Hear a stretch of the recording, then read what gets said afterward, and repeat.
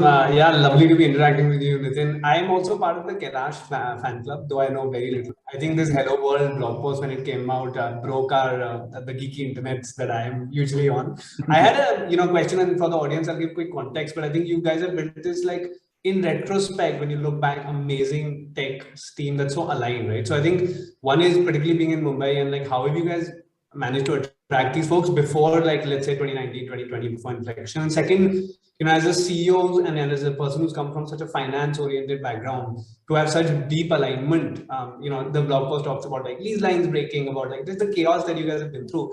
How did that align? How is that happened in the past, and how does it continue today? And just for the audience, who hasn't read this blog post, 30-member tech team, nobody finance background, and like literally zero idea of regulation. Done great work in open source community, which very few founders get to like even say they've done in this country.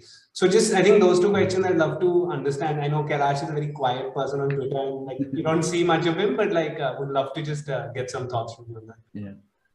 No, firstly, we are in Bangalore actually. We're not, so, like I was just, we are having this event in Bangalore and I was telling that maybe we should have a Dalal Street in Bangalore now, so because there's a bunch of new brokers are, who are contributing. At least 30-40% of the business in India is coming from Bangalore. But yeah, so in terms of the team, I think there's a lot of this whole serendipity and happenstance and etc. So how I and Kailash met was Kailash was running a startup called Sensible. He and his friend. Sensible has come back in a different avatar now. He and two other of his friends started this in 2012, and so our first office was on Banagatta Road in Bangalore, and these guys were living in an apartment just diagonally opposite. And so they saw Zerodha, a member NSE BSE, and they were building a product for the stock market. So one day they decided to walk by, and they walked in, and now the startup at that time didn't give regulatory approval. So I had committed to saying that I'll fund them. So one of the things I knew very early on in my life is that, like people who can build great products of today are like X-Men.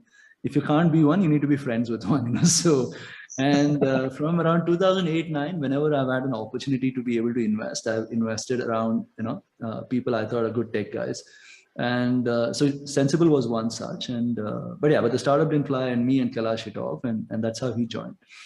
And then we've been hiring 1 or 2 people every year. Like I said, I really mean, if Kailash, according to him, if you hire more than 2 people, it's an overhire. He's like a proper alien, So, and I was from the same camp, like most of people, right? Of throwing people at problems to solve problems, and that whole. The change of shift, like I don't think of solving people using problems using people anymore, right? Because and I think it's very enticing for for a founder, right? Saying that I'll hire so many more people, somehow this problem will solve on its own, right? But after many years of Zerodha, I realized that was actually that doesn't work. While it seems, it gives you an illusion that it works, it doesn't. Yeah. So. And I think the big point with even the tech team or our core team is this, of hiring only people who culturally fit. Like the tech team, every time they're hiring, they play a lot of Counter-Strike, right? So, they make sure to tell the folk that, boss, there's a lot of profanity in the office. Are you okay with it? Right? We don't want, people who get offended with profanity, right? As in,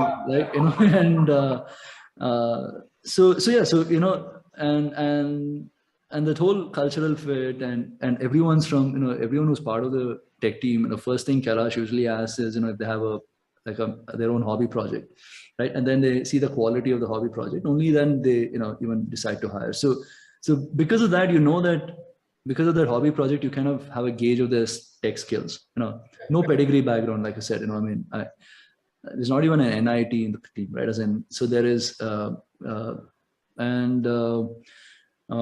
I think that's how the tech team has come together. It's taken a long time, so we have been hiring 2-3 people a year. So it's taken like 7 years, before we had 30.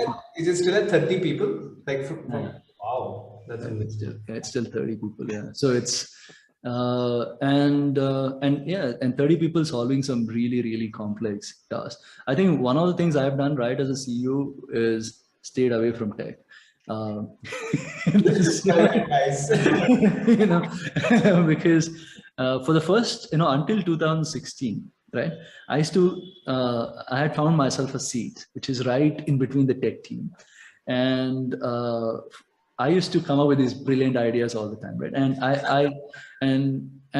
I realized that I'm just getting them jump from one place to another, like I'm thinking like like a business guy, and trying to solve for as many problems as quickly as possible, which is not possible. And yeah, so I think from early 2017 onwards, I disconnected from the tech team. When I say disconnected, like not involved, just have an allocated time where we talk and discuss. And they just the tech team, even though it doesn't understand finance very well, I think what we've done is we have like I call it the Z team, which I take care of. It's around 16 people, young guys who are passionate about markets, who are coming up with problems that we need to solve for. So we say, there's a problem that we need to solve for, and then we sit with the tech team and we say, what, tech guys, you guys decide how it has to be solved for, because we anyways have no clue about tech.